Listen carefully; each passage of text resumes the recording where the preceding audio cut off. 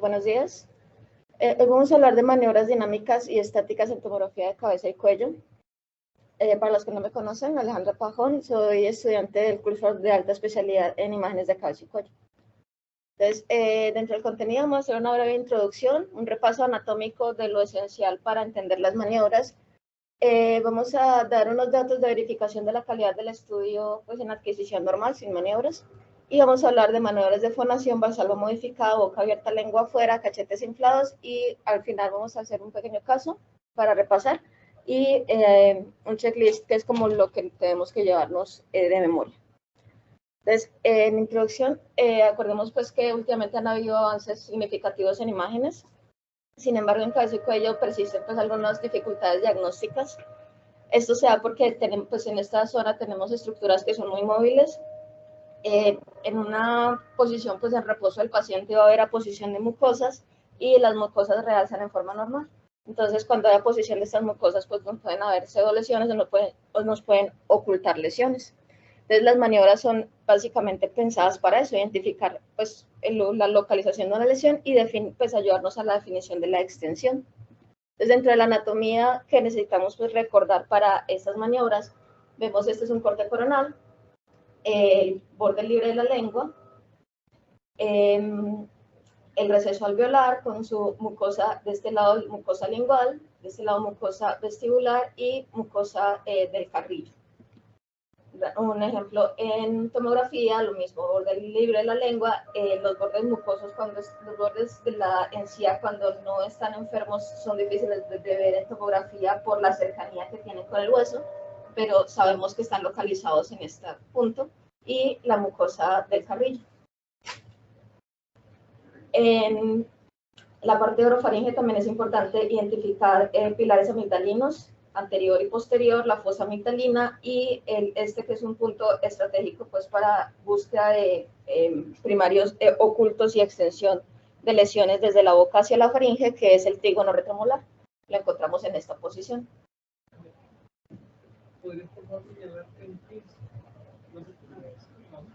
Ya lo intentamos, ¿no? Lo siento. Esta es la imagen en tomografía, vemos los pilares anterior y posterior, fosa amigdalina, y en esta tomografía sería el trígono retromolar.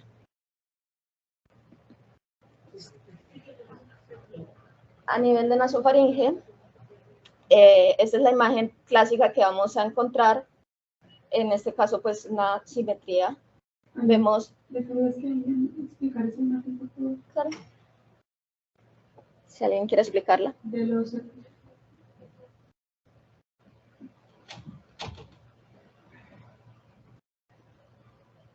Bueno, estamos viendo un corte axial de una tomografía. Estamos a la altura, bueno, alcanzo a ver las heridas mastoideas de ambos lados. Me parece que estamos en un corte un poco más,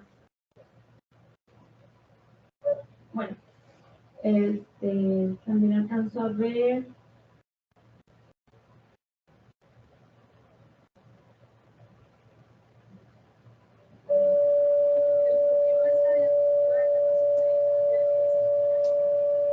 sí.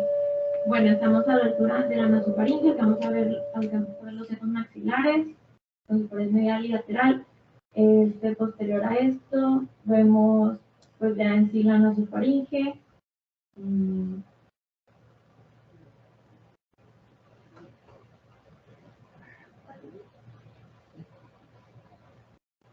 Bueno, como ya mencionaba Mitzi, podemos observar el espacio faríngeo.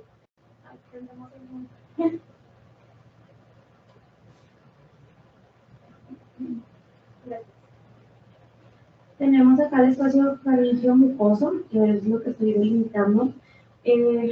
Bueno, podemos observar en estas imágenes estos espacios que son las fositas de Rosenmüller. Estas fositas se encuentran posteriores y superiores al tonus tubárico. No sé si por ahí va la cuestión del objetivo de la imagen, ya que hay algunas maniobras donde podemos observar asimetría.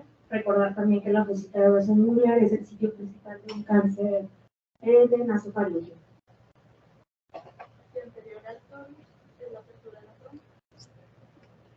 Ok. Anterior, entonces estamos posterior y superior, podríamos estar hablando de la trompa. Perfecto, muchas gracias. Entonces, vamos un poquito más abajo a nivel de la orofaringe.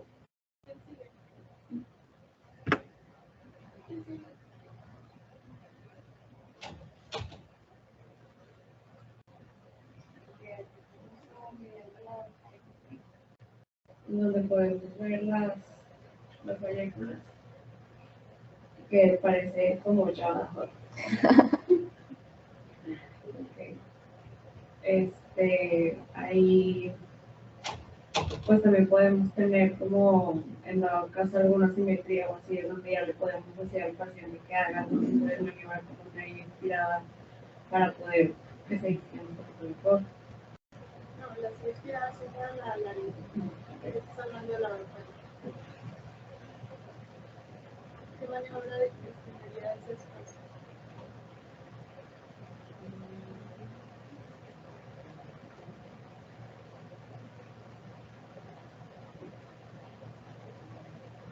La orofaringe.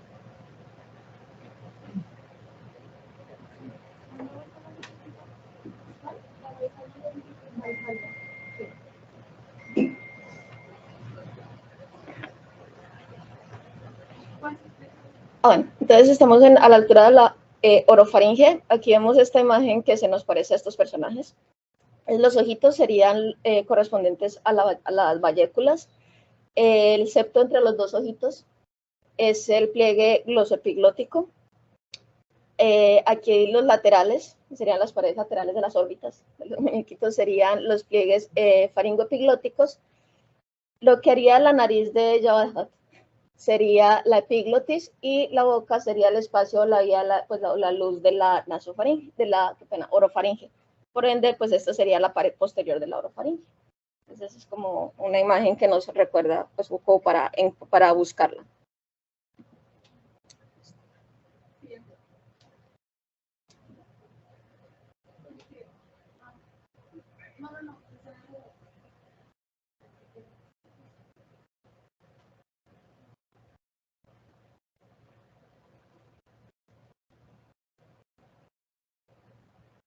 Estamos a nivel más o menos de lo que son las cuerdas vocales, me parece. Sería el supraglotis, perdón. Y pues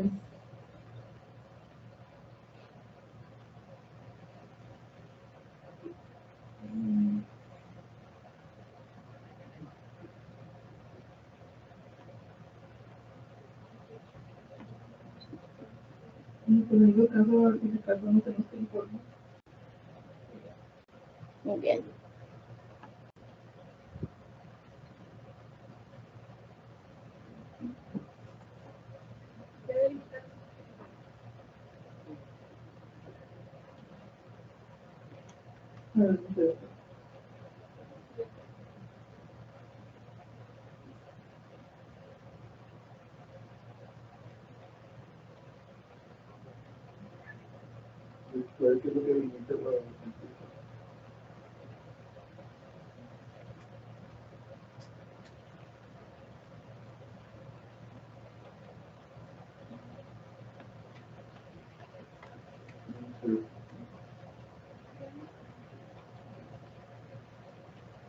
El objetivo de esta clase es que sepan hacer las maniobras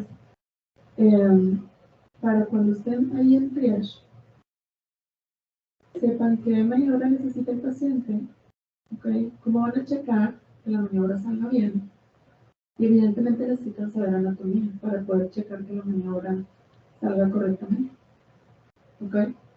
Es imprescindible cuando están en la rotación ahí de triage que sepan checar los estudios de anatomía. Si no, pues no vamos a poder reconocer una normalidad y por lo tanto tomar acciones respecto a la maniobra. ¿Okay? Pues todos estos cortes son cortes clave para reconocer las maniobras. ¿Okay? ¿Podrías explicarlo, por favor? Creo que sí. Entonces, aquí estamos a la altura, es un corte de la hipofaringe.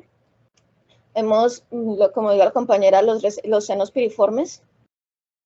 están limitados hacia anterior por los pliegues aritanoepiglóticos, que también los vamos a ver aquí, en esta parte de acá. Y pues en este caso, esta apertura sería, como vemos que la hipofaringe se cruza un poquito con el nivel de la laringe, este es un corte axial, este sería pues la altura del vestíbulo laríngeo, o sea, estamos en supraglotis. Esta. ¿Sí la puedo ver?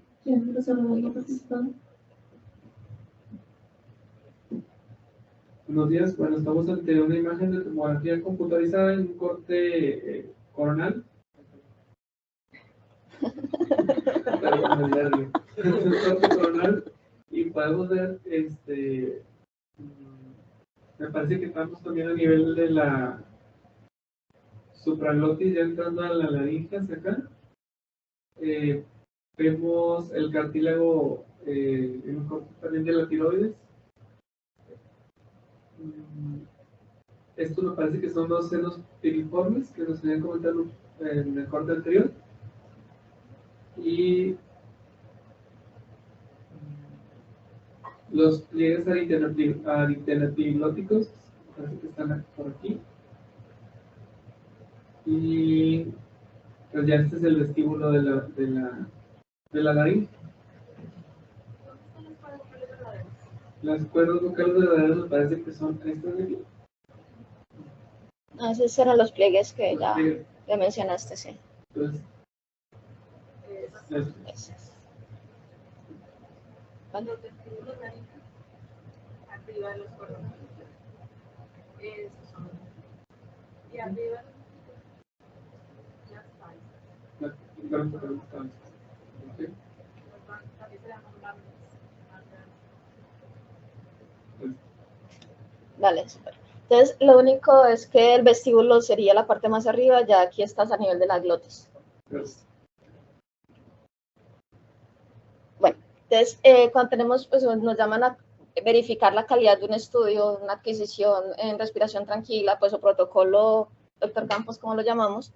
Entonces, lo primero que vamos a mirar es que tenga una extensión adecuada.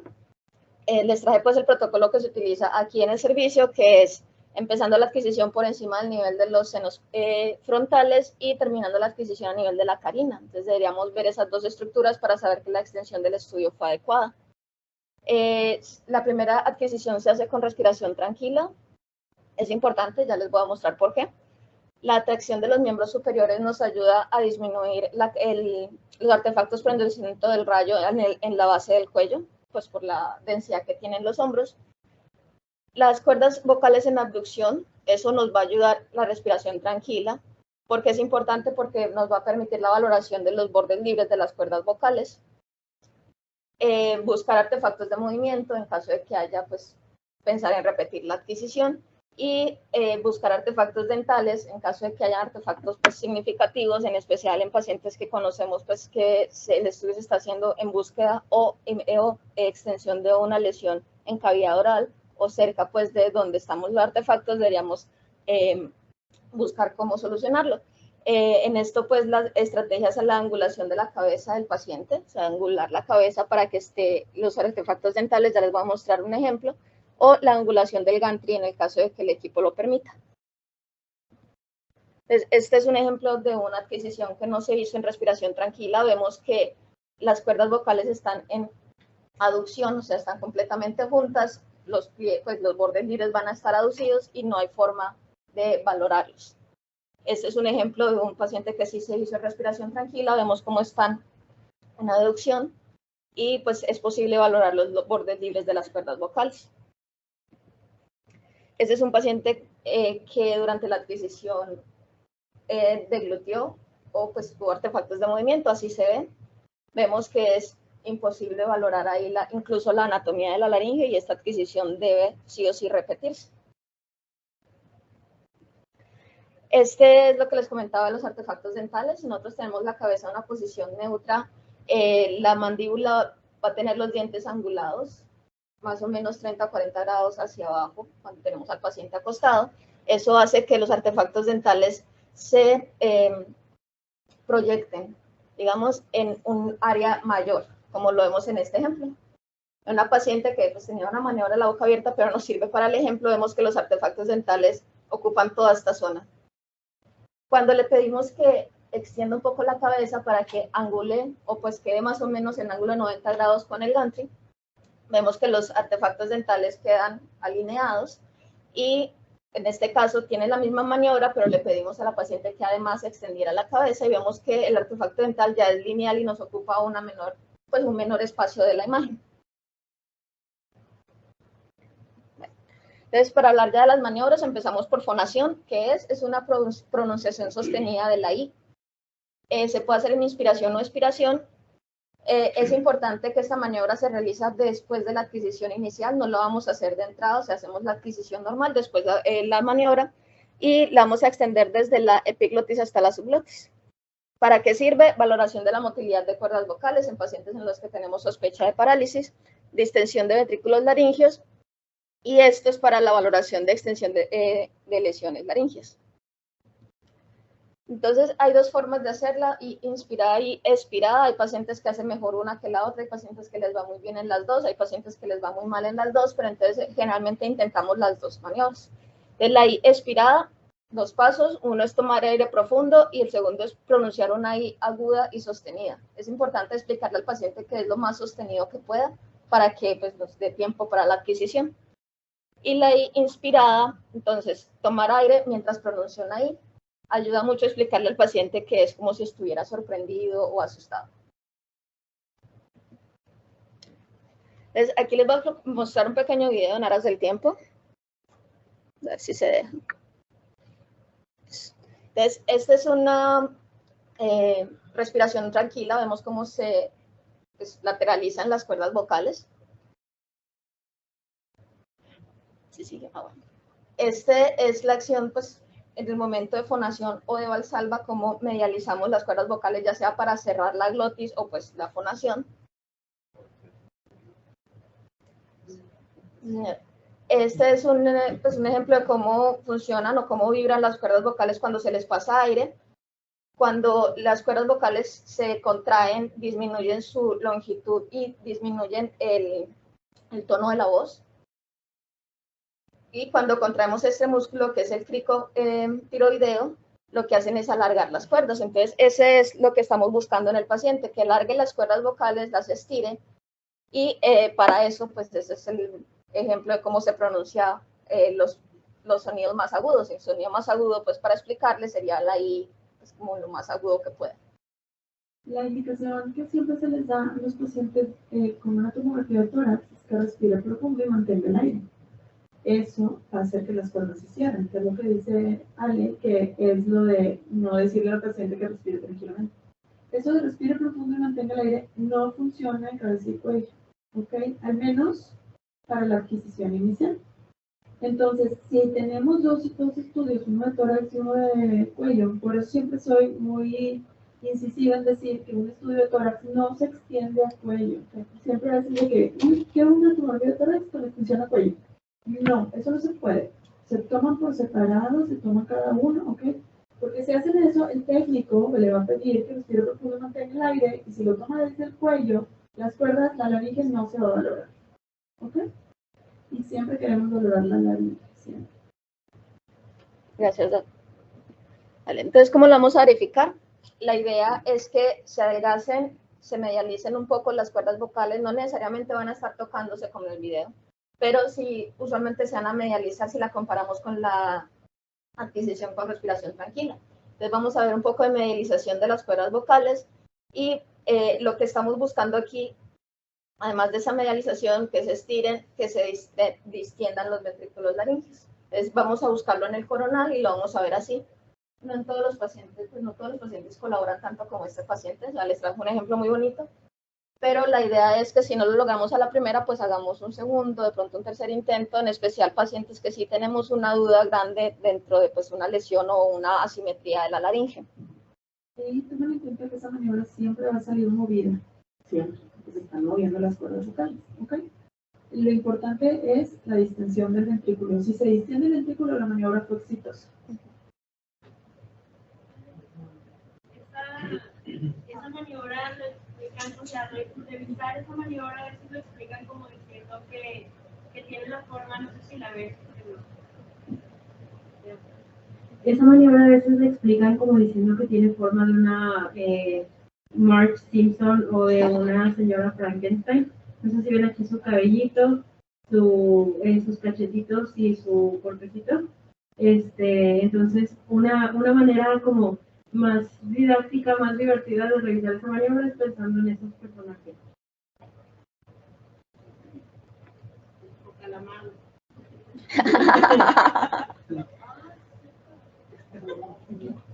Yo quería hacer un comentario ahorita que estamos con lo de la fonación. En mi experiencia, cuando yo estaba en Pilar, me tocaba muchas veces que se le indicaba al paciente la maniobra. Yo personalmente prefería que hicieran lo de el inspirado como si estuviera asustado, porque ya como que relaciona más el meter aire y luego sacar aire con la inspiración, en lugar del revés, no sé por qué. Como que lo entienden mejor así. Y otra cosa es que al momento de hacer el pitch, o sea, o el barrido, el paciente muchas veces empieza a hacer la maniobra antes de que la mesa se mueva. Entonces ya para cuando está en el gantry, o sea, donde está el pitch pasando por el gantry, el paciente ya se quedó sin aire. Entonces dejan de hacer la maniobra y no sale. Entonces sí hay que ver, digo, la verdad es que Paola, la que está aquí con los externos, es muy buena en eso y sí le calcula bien ahí los tiempos como para que el paciente no se quede sin aire para cuando pase por el gantry. Pero hay algunos otros técnicos que como que a veces le fallan con estos tiempos, entonces hay que pedirles al técnico o el que esté ahí con el equipo que calcule cuánto tiempo va a tardar, porque a veces se tarda en la mesa en moverse. Entonces que calcule un poquito bien para ver cuánto tiempo va a estar el paciente haciendo la maniobra y que no se quede sin aire a la mitad de la toma del estudio.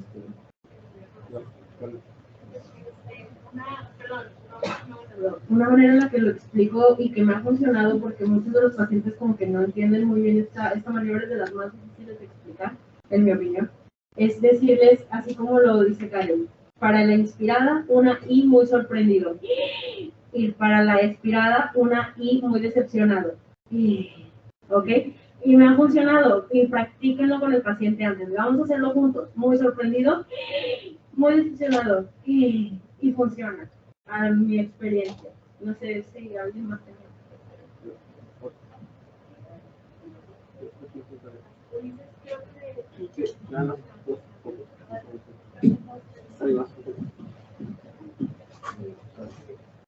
Con eso que está diciendo ahorita Karen y Mónica, tengan en cuenta que el retraso de adquisición en la parte de arriba es mayor que el de aquí abajo. Entonces, cuando en guardia quieran hacer esta maniobra, tengan en cuenta eso. Entonces, digan al técnico cuánto tiempo tienen, uno, en qué momento deben disparar, y dos, entrenuen con el paciente para que el paciente no solamente haga 2 segundos de maniobra, rétenlo y díganle, sosténgala por 6 segundos, sosténgala por, no sé, mínimo 5 segundos, para que esté el tiempo suficiente para que la adquisición haga el barrido y ustedes preguntan al técnico, ¿cuánto tiempo es el retardo? Ya les va a decir, creo que son 5 segundos o 4 segundos, 6 segundos. Entonces, después de esos 6 segundos, después de que le piquen el botón, tarda eso y luego se va a adquirir. Tengan eso en cuenta. Y las indicaciones que le dicen al paciente, estando ustedes dentro, que sea exactamente la misma indicación la que ustedes o el técnico le digan una vez que hagan el disparo. Porque ustedes le dicen al paciente, haga una guía asustado. Y luego el técnico le dice, dígale ahí, o respire profundo, o no sé, entonces que vigilen la adquisición y la indicación sea exactamente la misma que ustedes le dijeron, para que no haya diferencia. Un factor que siempre va a influir y que aparte siempre tenemos que estar atendiendo es el barrido, ¿ok? ¿Dónde empieza y dónde termina? ¿Por qué? Porque obviamente si empieza en la nasofaringe, cuando ya llega a la laringe, el paciente otra vez ya se quedó sin aire, ¿ok? Entonces, y aparte, no requerimos la nasofaringe en las maniobras de fonación. Nada más queremos la laringe. Entonces, ustedes van a buscar la epiglotis como su borde superior y van a buscar en la tráquea, van a buscar cuando las paredes se hacen paralelas. Esa ya es la tráquea, ¿ok? Cuando todavía viene así como oblicua en esta parte de aquí, eso puede ser todavía la subglotis. Entonces, como ustedes quieren supraglotis, glotis y subglotis, entonces desde la epiglotis hasta por debajito de la subglotis donde ya empieza la tráquea. Eso lo pueden identificar muy bien en los scouts. ¿Ok? Entonces ustedes le van a decir al técnico, ponme el primer corte aquí, el último corte aquí, y realmente les va a quedar una adquisición de unos 5 centímetros, bien chiquita. Tampoco queremos radiar tanto al paciente, ¿ok? Y queremos aparte que se adquiera rápido, ¿sí? Muy importante eso. Este es un ejemplo de la literatura en donde fue de mucha utilidad la maniobra. Vemos, esta es la adquisición en respiración tranquila, vemos una lesión que es difícil saber de qué cuerda vocal depende y si afecta o no comisura anterior. Esta es la maniobra de fonación, en la cual vemos que era una lesión incluso pedunculada o exofítica que dependía de la cuerda vocal derecha, sin compromiso de la cuerda vocal izquierda ni extensión a la comisura anterior. Esta es una reconstrucción pues, de la vía aérea, en el cual vemos la asimetría en los ventrículos laringeos. Vemos, este es más pequeño que este. Y en el coronal, el mismo que vemos ahorita, vemos que este ventrículo laringeo tiene una morfología normal y en este vemos que hay una ocupación parcial. Entonces, muy probablemente era una lesión pedunculada que se movía hacia el ventrículo o hacia superior. Este es otro ejemplo en el cual también fue de utilidad la maniobra. Vemos la adquisición en respiración tranquila. Hay una lesión que ocupa o se extiende como de morfología submucosa más que todo, la cuerda vocal verdadera derecha. Sin embargo, es difícil saber la extensión aquí porque no tenemos las referencias anatómicas. Cuando hacemos la maniobra de fonación, vemos la distensión del ventrículo laringeo izquierdo y vemos que el derecho no se extiende. Entonces sabemos que muy probablemente esa lesión se extiende hacia supraglotis, o sea que ya vuelve una lesión de glótica a transglótica. La valsalva modificada es un aumento de la presión de toda la vía aérea. Nos sirve para distender superficies mucosas y este también se realiza después de la adquisición inicial. ¿Para qué sirve? Pues como les dije, distensión de fosas y pliegues que suelen estar colapsados, encontrar primarios ocultos o desconocidos. Entonces esta va a ser una indicación muy importante y siempre se nos debe ocurrir, incluso cuando solamente sabemos la historia del paciente y no hemos visto la imagen. Es muy probable que vayan a necesitar una valsalva modificada a los pacientes que se presentan con adenopatías en el cuello que no conocemos un primario. Y aclarar asimetrías en la adquisición inicial. Entonces, si inicial, pues vamos a revisar un cuello y vemos que están asimétricas las fosas o están asimétricos los senos piriformes. Esta es una maniobra que nos va a ayudar a dirigir la búsqueda, digamos, del clínico de una neoplasia. ¿Cómo se explica? Vamos a decirle al paciente que tome aire profundo, que tape su nariz. El tercer paso es opcional, inflar los cachetes y pujar con fuerza el último paso. Entonces, la verificación de la maniobra en el momento que le estamos explicando al paciente es haciendo la pregunta si siente que se destapan o le truenan los oídos, o sea, debería sonarle, porque pues aumentamos la presión en la nasofaringe y deberían abrirse las tubas faringotimpánicas. Entonces, ¿cómo funciona? Vamos a tapar las salidas de aire, pues le pedimos al paciente que nuevamente no pues, cierre los labios, se tape la nariz y puje. Lo que hace eso es que aumenta la presión en toda la vía aerodigestiva, pues, y nos va a distender esas superficies mucosas. Entonces, cuando la hacemos, la vamos a verificar. Este es un ejemplo. En la línea de arriba son cortes específicos a la altura de las estructuras que vamos a valorar, pero pues en la adquisición inicial vemos que está colapsada las fosas de Rosenmüller, vemos que no hay pues como una distensión o visualización adecuada de las fosas amigdalinas y no vemos ninguna distensión en este caso de los senos piriformes. Cuando le pedimos que hiciera la maniobra de valsalva modificada, vemos una distensión adecuada de la nasofaringe, vemos distensión de las fosas amigdalinas, incluso podemos identificar el tejido pues, de las amígdalas palatinas y vemos una distensión simétrica y adecuada de los senos piriformes. Esa es una maniobra de valsalva modificada que no fue bien realizada por el paciente. Este es el estudio sin maniobra, este es con maniobra. Vemos que no hay una distensión, diferencia significativa en la nasofaringe, incluso un poco más de obliteración de la orofaringe, y a nivel de la hipofaringe vemos solamente una distensión parcial de uno de los senos piriformes y no del otro. Entonces vemos que no hubo un aumento adecuado, digamos, de la presión en la vía aérea de este paciente.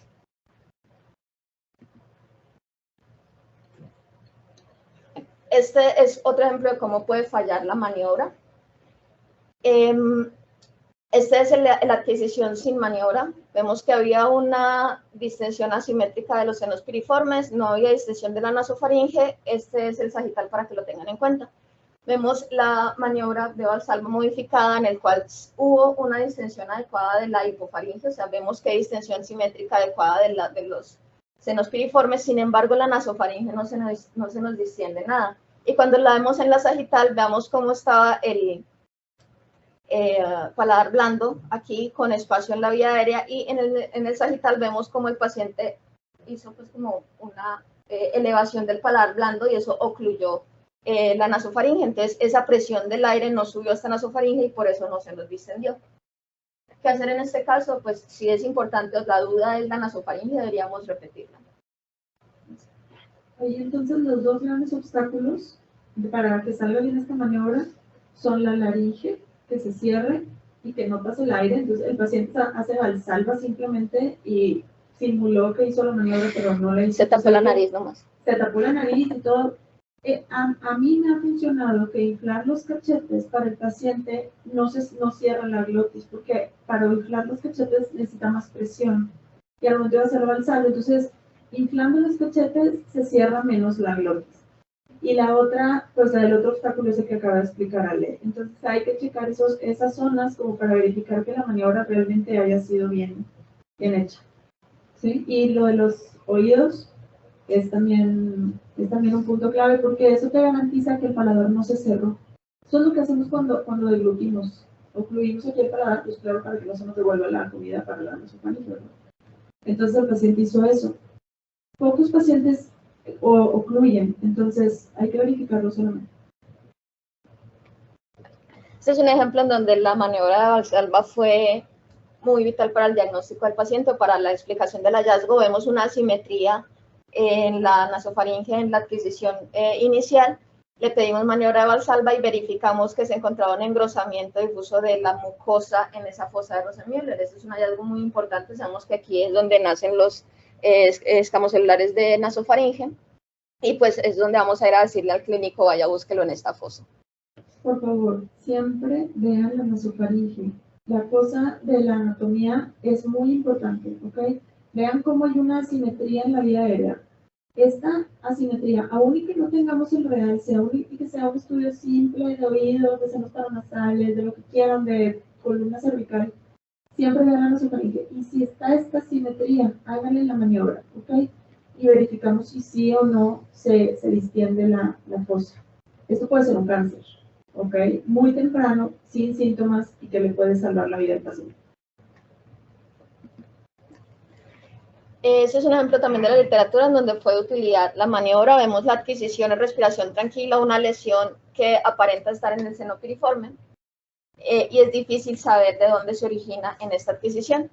Cuando hacemos la Valsalva modificada, vemos que la lesión está centrada en el pliegue aritenoepiglótico y no en las paredes pues, como posterior del seno como tal.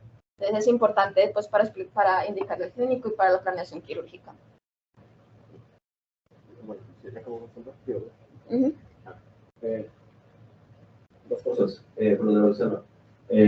Lo que menciona también Sofía, nuestra presente por lo del médico, es que lo que le podemos decir al paciente para que no finja que puja y nada más apriete los párpados y ya, le podemos decir que se tape la nariz y que intente sacar por la nariz tapada el aire que tiene dentro.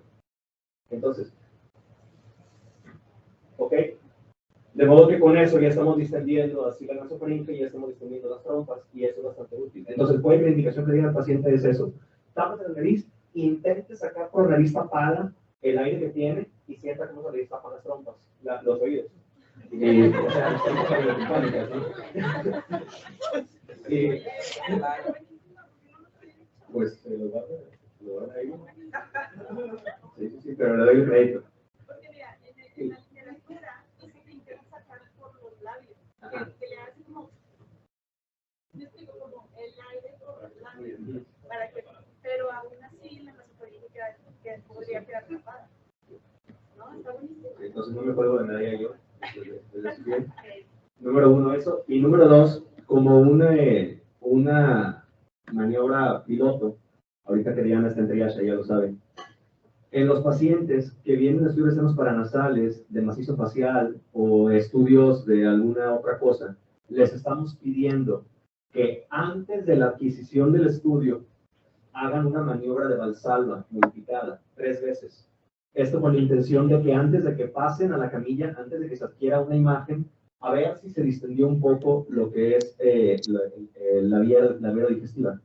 Entonces, también en la guardia, para ahorrarse divisiones iniciales en oídos o en senos paranasales, etcétera, podemos pedirle, antes de que pase el paciente, antes de que adquiera imagen, él haga una Valsalva modificada unas 3 veces y luego ya lo pasamos y parece que... Pero antes de tomar el Sí, perdón, me equivoqué en ese paso. Antes de adquirir el estudio, pero ya el paciente adentro. Sí, perdón. y luego ya lo adquieren en respiración tranquila. Sí, exacto. Dice que haga la maniobra antes, también ayuda a que se vaya extendiendo.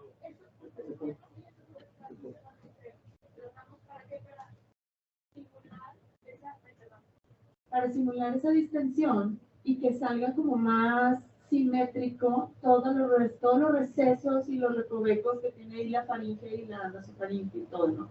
Entonces, tratar de ahorrarnos después la maniobra, después de la adquisición inicial. Entonces, 3 veces al paciente ahí acostadito, haga la maniobra 3 veces, verifiquen que se haga bien y después se adquiere respiración tranquila y vemos si requiere también la maniobra, ¿verdad? Todos los pacientes, todos de cualquier adquisición de cuello, oídos, nasofaringeo, oídos, senos paranasales, macizo, etc. Eso puede moverlo el moco que traiga también, o sea, a ver si queda pequeñas cantidades de moco y eso para nosotros hace contacto de mucosa que parece que está alterada la anatomía. Yo no quiero resaltar, aquí en este caso que pone la doctora Ale, acuérdense que el radiólogo es el primero que puede enfrentar una lesión del seno piriforme.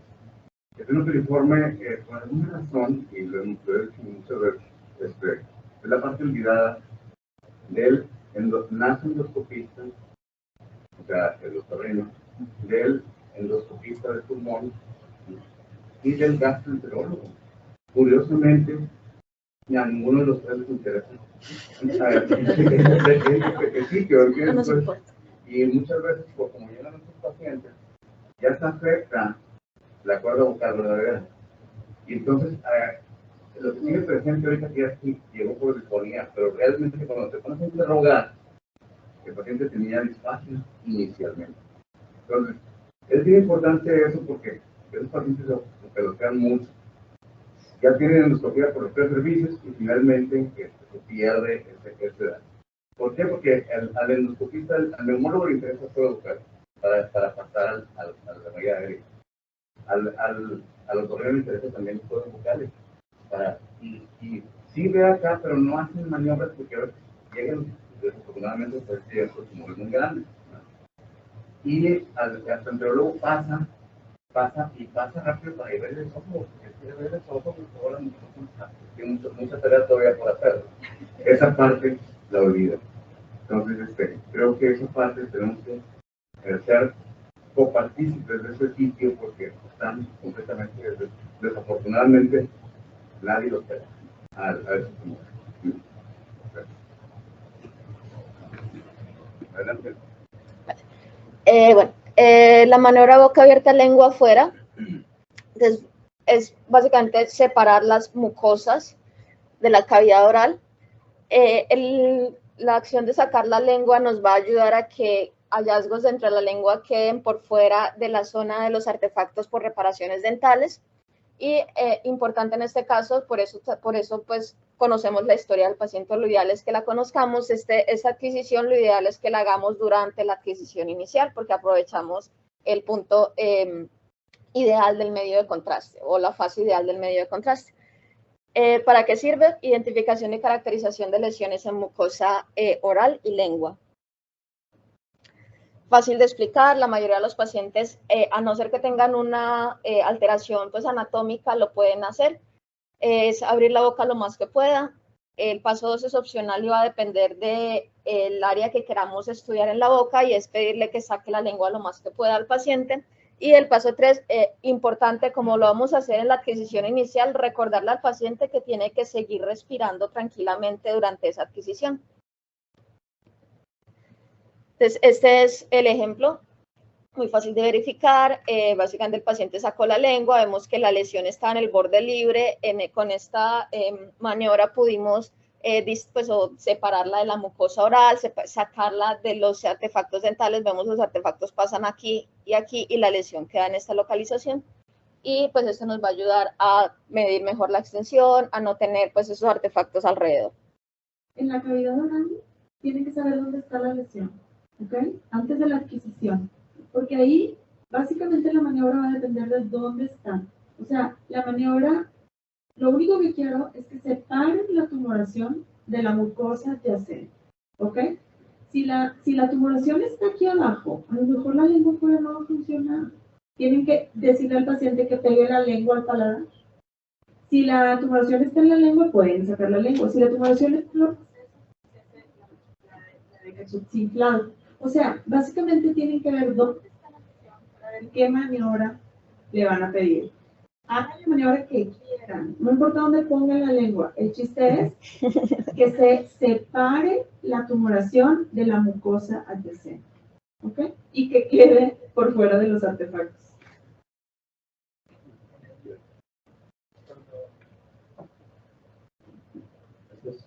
Cuando hay sospecha de algún absceso pues, en cavidad oral, por ejemplo, el líquido oncoténico, es importante que el paciente químico, porque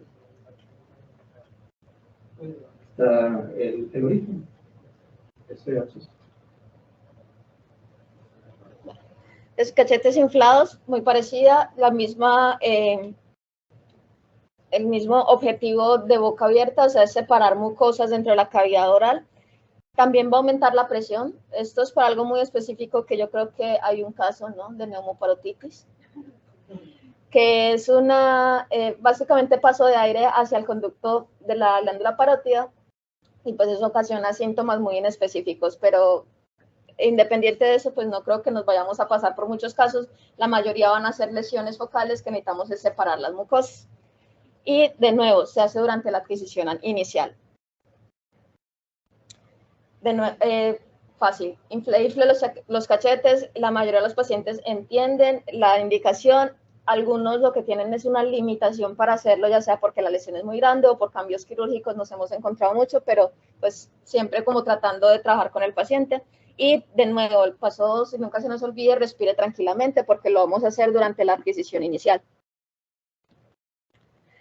Entonces, ¿cómo funciona? Este es un paciente con una lesión en cavidad oral. Debimos haberle hecho cachetes inflados de entrada, sin embargo, como no se hizo, me sirve para el ejemplo. Entonces, hay que buscar la utilidad, ¿no? Entonces, vemos una lesión que en este, por ejemplo, es un poco difícil de ubicar. Sabemos que está en relación con el receso alveolar inferior, pero pues no definimos si simplemente está en contacto con la mucosa del carrillo o si la está invadiendo. Después se le hizo cachetes inflados y vemos claramente que viene de la encía, tiene compromiso de la encía lingual y la encía bucal o encía vestibular, pero también compromete la mucosa del carrillo en esta localización. Entonces, en este caso, para repasar, les traje un caso bastante interesante. Es un paciente masculino de 67 años, lo único que nos cuentan en la historia es que tiene una masa cervical derecha en estudio, sin ningún otro síntoma asociado. Quisiera saber qué maniobra pensarían de entrada en este paciente.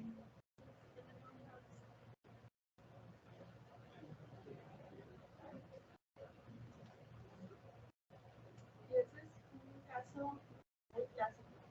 El paciente no tiene nada más, no se sintió una bola en el cuello. Podríamos hacerle evacuación modificada. ¿Por qué?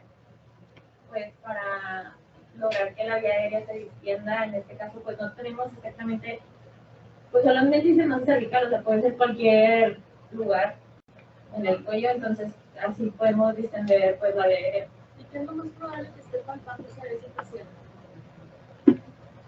Una marca una bola en el cuello, cualquier bola en cualquier lugar del cuello. Para hacer un ganglio, Es lo más probable que sea un ganglio. Eso es lo más probable es que tenga una dermatitis, ¿verdad? Muy bien. Y en la maniobra va a ser una avanzada modificada. Y la vas a hacer antes, durante o después. O sea, la primera adquisición, la segunda adquisición, pues desde el inicio. desde el inicio va a ser avanzada modificada. Ale lo mencionó desde un principio, va a ser primero la adquisición normal, respiración tranquila, y luego la malita basal. Las únicas maniobras que se hacen de adquisición inicial son las que el paciente puede seguir respirando durante la maniobra. O sea, todas las maniobras de la cavidad puede seguir respirando así. Porque lo que queremos es que no pase lo del principio, que se cierren las cuerdas y ya no pueda valorar bien el nariz. O sea, no quiero una cosa por otra. Entonces, el paciente sigue respirando, puedes hacer la maniobra. No vas a respirar porque vas a hacer una maniobra modificada, primero vas a hacer tensión inicial y luego la maniobra de salud modificada. ¿Okay? Entonces, ¿puedes explicarle al paciente imaginario cómo hacer la maniobra? Pues le voy a pedir que pues tome aire y lo mantenga adentro, que se tape la nariz y pues ahorita no sacar el aire. Ya también decirle que puje para hacer pues eso, que se extienda la vía aerostática, y pues también podemos decirle que pues, intente sacar por la nariz o eso. Ok, ¿qué más? Te faltó un dato clave.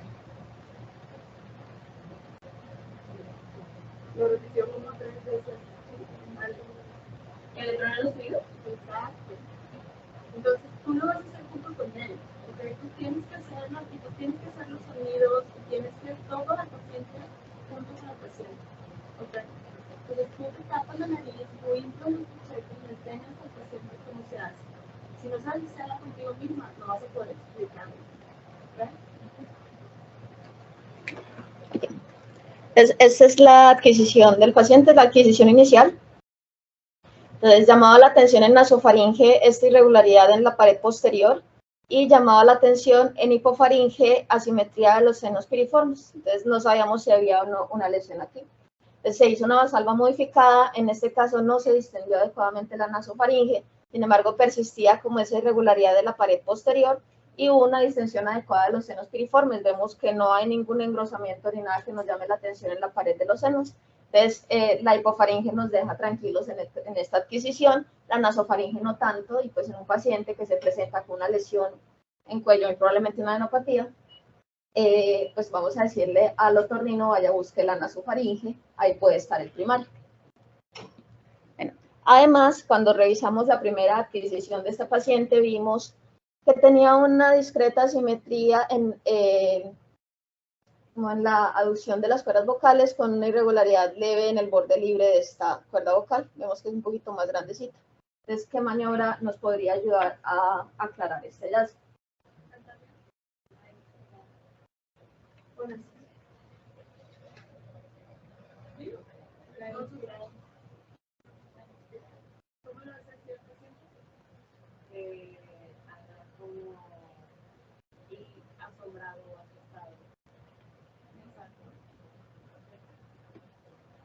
Perfecto. Entonces, esta es la maniobra de fonación. Vemos cómo ya esa simetría leve de la cuerda vocal desaparece al estirar la cuerda. Y vemos que se distendieron bien los dos ventrículos, las cuerdas son simétricas y no hay ocupación pues, de los ventrículos laryngeos. Entonces, en este caso también nos quedamos tranquilos por el lado de las cuerdas y solamente le vamos a decir al clínico que pues, el sitio de sospecha para nosotros es la nasofaringe. Este es un resumen de un checklist. Este es sacado directamente del que tienen en el tomógrafo y lo pueden buscar, lo pueden consultar todo el tiempo que necesiten. Es fonación, neoplasias de laringe, parálisis de las cuerdas vocales, valsalva modificada, asimetrías, cuando lo vamos a revisar, cuando vamos a asimetrías, lesiones faringeas y pues recordar el primario no conocido o pues sospecha de primario en cabeza y cuello. Boca abierta, lengua afuera, neoplasias en lengua, cavidad oral, lo que le dice la doctora, saber en dónde está la lesión y buscar una maniobra con la cual se nos vaya a distender la mucosa de esa lesión. Y cachetes inflados, lo mismo. ¿Listo? ¿Hay referencias? Muchas gracias. Vale, yo tengo, bueno.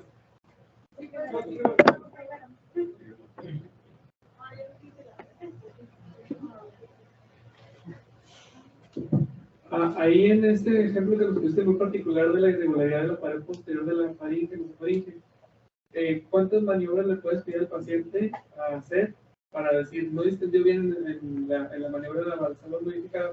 ¿Cuántas veces le podemos pedir que lo haga? ¿Solamente es una vez y ya? Sí, yo lo intentaría 2. También valora si el paciente va a cooperar, o sea, si ves si el paciente de plano no tiene instrucción, no lo sabe más, todavía hay otras veces. Gracias. Entonces, en función de cómo ves que coopera.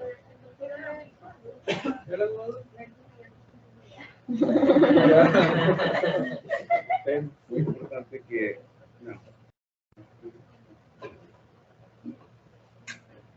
que cuando van a checar un estudio lean los datos clínicos, porque lo solicitan. Es bien importante que se habla de la cavidad oral, únicamente si tú ves la lesión puedes saber cómo lo vas a planear. O sea, tienes que pedir al paciente, afortunadamente, pedirle que abra la boca y que te muestre la lesión. Aquellos que pueden tomar una foto, pues qué bueno, ¿verdad? Pero si no, por lo menos hagan eso y para que la maniobra la realicen apropiadamente. Y muchas veces los clínicos no nos van a decir de dónde viene, pero si le preguntas 2 preguntas clave al paciente, ¿por qué viene? Y si hay una úlcera en la boca, pues te la muestra. También hay algo clave, algo clave en la historia clínica, ¿ok? Recuerden que la historia clínica no son muchos datos, ¿ok? Entonces, si el paciente inició, porque si el paciente ya viene con lesiones a lo mejor grandes, ¿verdad?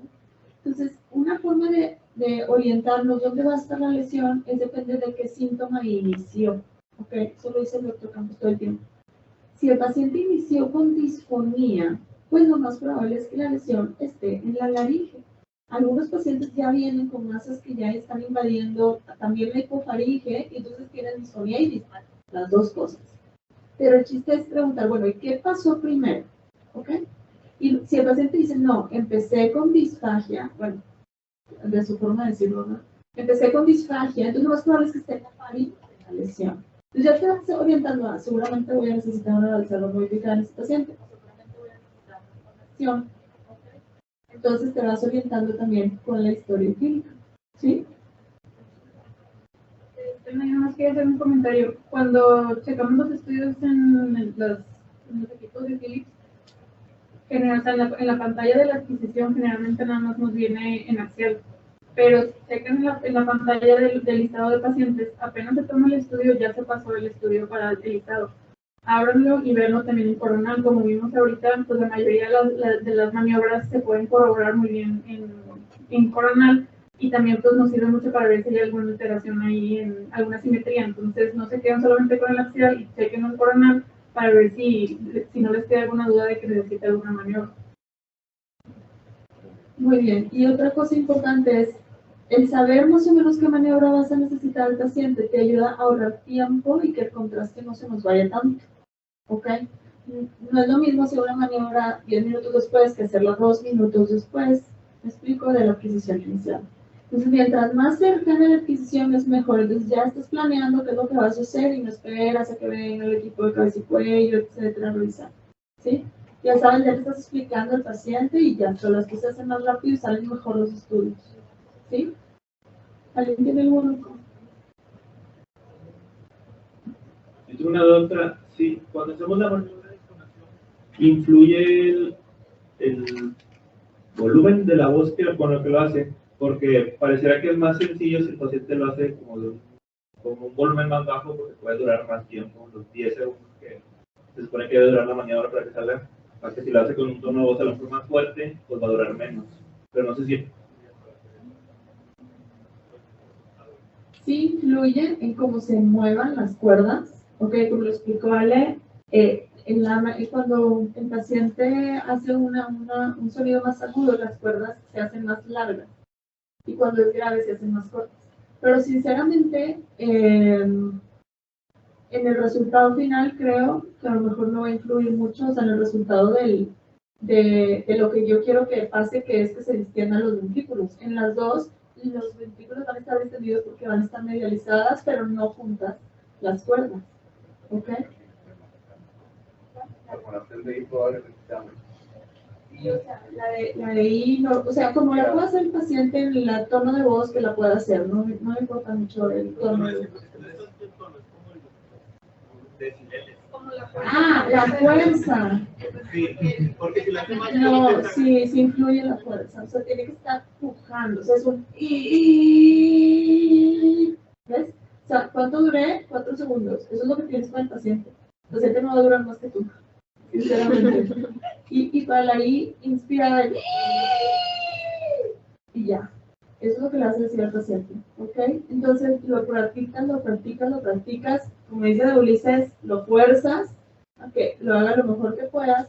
Incluso tú cuando estás haciendo el paciente dices, tengo 2 segundos, o sea, el paciente, bueno, entonces lo das con el técnico y le dices, tienes 2 segundos para que se tome. Entonces, el técnico dice, bueno, ok, se tarda más o menos unos 3-4 segundos en asimilar y empezar a hacer la maniobra. ¿Y cuánto se tarda la mesa en moverse? Entonces, es como como hizo Florencia, una danza coordinada con el paciente y con el técnico y todo, ¿no?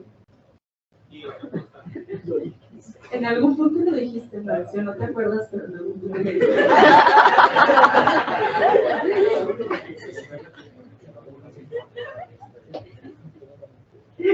Sí. y otra cosa, tratamiento más como para los pacientes que tienen traqueostomía, pues no es necesario hacer el manejo, ¿verdad? No es que esté callado algo así. Bueno, sí, claro, si es cavidad oral, claro que sí puedes hacer maniobras. Históricamente, no hemos hecho maniobras en pacientes con traqueostomías.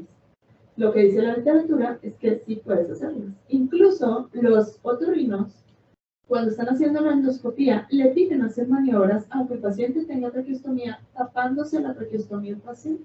Si los otorrinos pueden hacerlo con una endoscopia adentro, porque nosotros no lo podemos hacer. Entonces, vamos a empezar a intentarlas en pacientes seleccionados. ¿Ok? Ahora, tengan en cuenta también que lo que quiero es que se distienda el ventrículo laríngeo. ¿Ok? ¿Y qué quiere decir? Que quiero diferenciar un tumor pequeño que se esté pasando de la glotis a la supraglotis. Entonces, obviamente un tumor que ya está por fuera de la laringe ya no requiere maniobras. O sea, no me va a cambiar nada si el ventrículo se distiende o no. Es un T4. ¿Ok? Entonces, realmente la mayor utilidad de las maniobras de fonación son cuando la lesión es pequeña. Y ese es el punto, porque las lesiones pequeñas pueden ser pasadas por alto.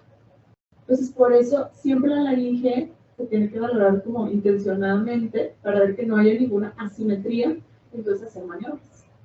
¿Sí?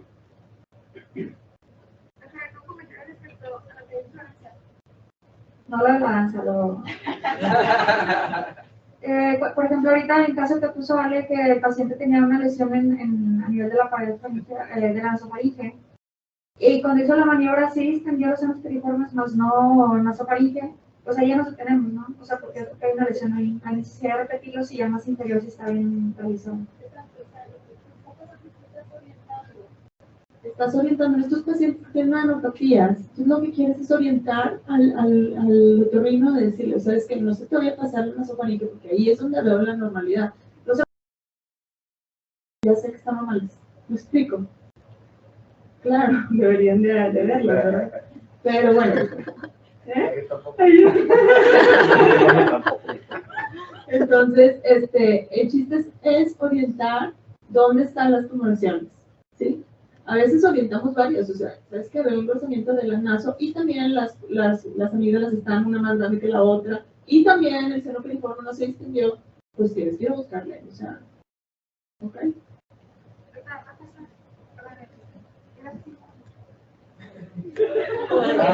Otra cosa, porque luego también nos confiamos, porque es tema de R3 por ser, pero también los menores van a rotar ahí, y los cerebros igual, eventualmente van a ser menores especialistas, y ahí van a tener que tomar decisiones, entonces es cosa de todos, poner atención, estudiar, practicar las maniobras, siempre avisar al R mayor ante cualquier mínima duda, pero tómenlo en cuenta que es para todos esta clase, incluso también nosotros como recordatorio. Sí, eso que dice Carla, la verdad es 100% correcto.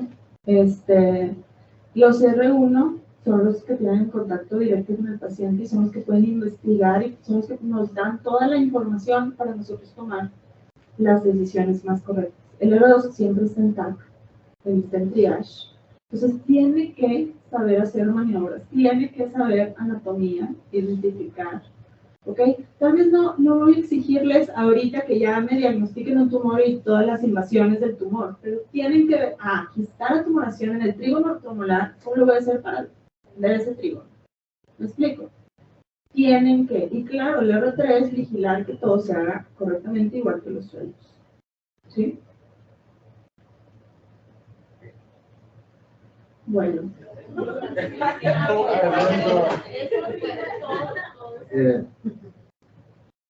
Voy a hacer una pregunta pues, a todos los saludos. Si hay ocupación unilateral de las semillas mastoideas, ¿qué tienen que ir a buscar intencionalmente? El que quiera contestar.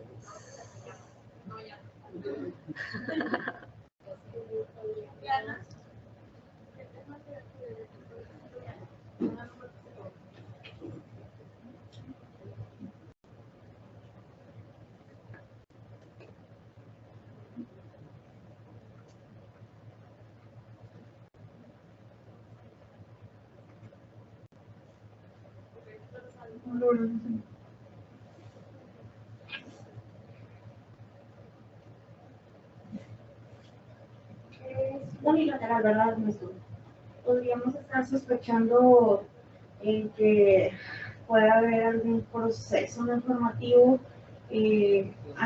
a nivel de, pues ya sea de la fosita de los Müller, como primera posibilidad diagnóstica. Es una ocupación unilateral de las semillas mastoideas, inmediatamente hay que buscar los aparitos, porque es un dato indirecto de que hay toda una disfunción cumárica y pues puede ser un dato muy sutil o muy temprano en el que ustedes pueden detectar o irle a decir al clínico que busque lesión en ese sitio. Y hacer obviamente la maniobra, sí. Esa era la intención. Y nada más por último, para que la comunicación sea más, no sé, más efectiva, en las hojitas, cuando tú recibes la hojita y eres el primero en detectar que al paciente le están sospechando algo, ya sea internado o externo, pues recalcar con marcatextos, o sea, de que nos hablen antes de que se realice, para estar todos presentes, porque a lo mejor esa hojita se queda para la guardia o para otras personas, y la verdad es que luego la comunicación, ahí está el error. Entonces, obviamente siempre tenemos que estar pendientes todos como quieran, pero se facilita más, ¿ok? Entonces, encerrar muchísimo eso en las hojitas. Y a lo mejor no estamos acostumbrados a hacerlo, pero hay que empezar a hacerlo, sobre todo en esos pacientes que hay que valorar mañana. Y para hacer la comunicación todavía más efectiva, lo que yo les digo es que el mismo R1 que vaya y entrega la hoja o que hace la historia clínica, va con el R2 de triage, va con el técnico y le dice, hay que hacerle tal maniobra de entrada, hay que valorar tal maniobra después de la inicial. Entonces también verbalmente, para que el paciente que adquiere, la persona que adquiere, sepa también en ese momento. O sea, optimizar todavía más la Exacto, sí, porque que he visto errores así de que porque no se hizo la maniobra, etcétera, a lo mejor es por comunicación también, ¿verdad? Entonces, para que no se pase.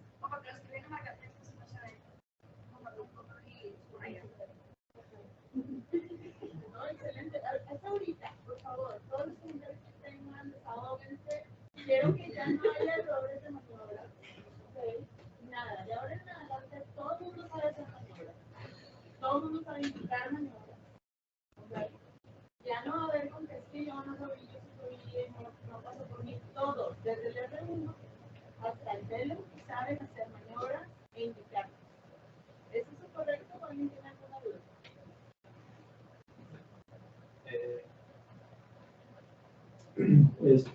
Yo hablo por experiencia, si bien en los ojitos de los pacientes externos escribirlo con pluma, pues sí se nota, en los ojitos internados usualmente tienen un rayadero ridículo, ¿no? Entonces tratar de señalar con 25 flechas de que esta es una indicación, porque a veces, o sea, ha pasado que... Sí. Y lo que en el intro y el cero. Ha pasado que escribimos una indicación en la parte superior derecha, nuestra derecha, y ponen, no sé, el teléfono arriba o una hoja o algo así y nada más se toma el estudio. Entonces, tratar de remarcar con 60 círculos, 25 flechas y marcatextos y lo que sea para que no se pase, porque precisamente queremos que el estudio salga bien a la primera y que no se nos vaya el contraste, porque obviamente ya sabemos que todo está amontonado en cabeza y cuello, pues tratar de que el contraste nos ayude lo mayor posible para definir bien las estructuras. De todas las maniobras, todas requieren un monoenergético de 40 cuando se toma acá abajo. Ok, todas. El ocio es opcional, mínimo necesita el ocio de una, o sea, de la adquisición inicial. De las maniobras no tanto, no importa si las mandan, o sea, prefiero que se haga de más, que se haga de menos, ¿ok? Pero el mono de 40 es así, de ley de todas las adquisiciones, ¿sí? Excelente. ¿Dudas? ¿Comentarios? ¿Es ahora nunca? ¿No? Bueno, ahorita ya lo vimos ahorita en cabeza y cuello. Va a haber otra clase que va a dar ya más en cuanto a las fases TAC, sobre todo para los R1 que se familiaricen un poco más. Y también planeamos hacer una de neuro para la revisión de las resonancias, qué secuencias añadir, todo esto. Igual también me gustaría presentarles otra de orientación de estudios de músculo y también orientar pelvis y para... Bueno, igual si surge algún tema en el que esté batallando en guardias, pues no nada más es clase teórica, también es clase práctica que nos va a servir para nuestra formación. Cualquier sugerencia que tengan nos la pueden hacer saber y planeamos cómo presentarse.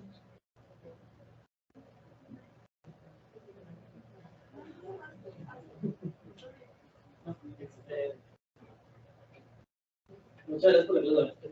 Con todos los comentarios y lo que nos presentaron en la clase, la verdad es que sí, por lo menos yo siento que me ayudó bastante en tratar de saber bien lo que tenemos que hacer.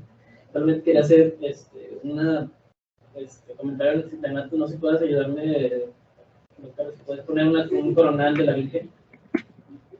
Yo sé que uno bonito, uno no tan bonito. Sí les quería nada más decir,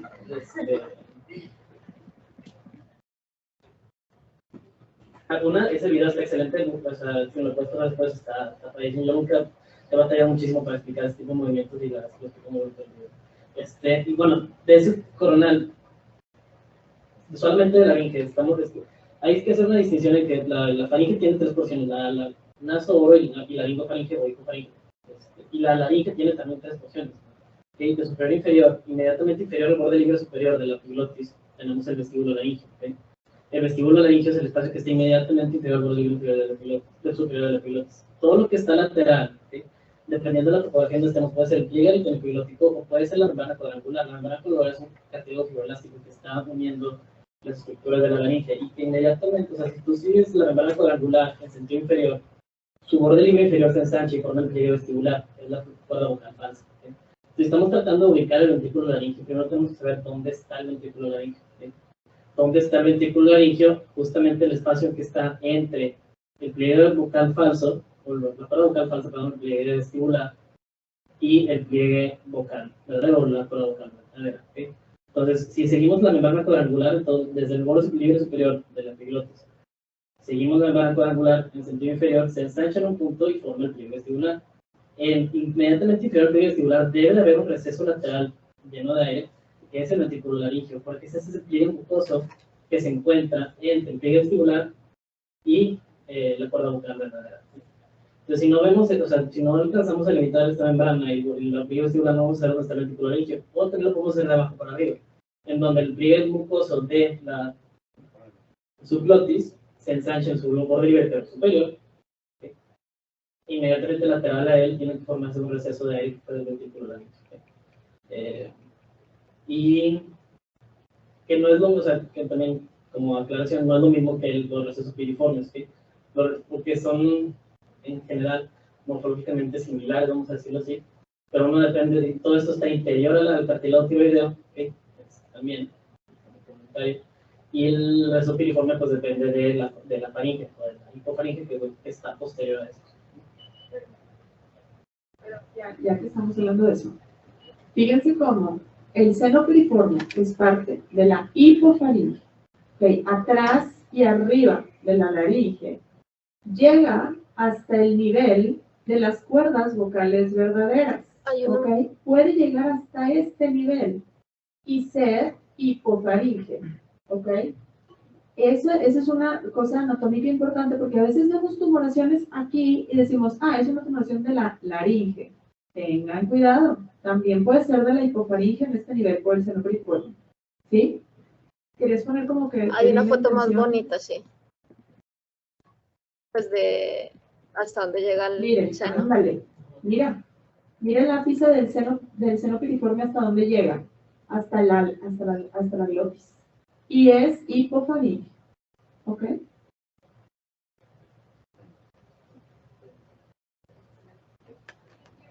Sí. El último. Nada más, complementando lo que dijo Carla de reconstruir el estudio cuando lo estamos revisando ahí en el equipo, o sea, también, pues, es una facilidad que tenemos el poder orientarlo al eje correcto para poder valorar la laringe cuando la laringe, ¿de acuerdo? Cuando lo estemos checando en el axial y todo eso, o sea, también no olvidarnos de hacer los oblicuos que tenemos que hacer en el eje de las cuerdas, en esas herramientas de reformación múltiple que tenemos, o sea, no verlo nada más en el axial estricto y lo que era el equipo, sino realmente no te tardas mucho en tú agarrar el MPR ahí mismo en el equipo y acomodarlo. En lo que pues llegan a lo mejor creo que es un buen ejercicio a lo mejor si todavía no te sientes listo para ya empezar a tú indicar la maniobra, pues en lo que llega la persona que te va a supervisar, que te va a ayudar, tú ya lo acomodaste, tú ya ahorraste un poco más de tiempo y obtienes la retroalimentación de si lo hiciste bien o no. Entonces también es algo que pueden empezar a realizar. ¿Sí?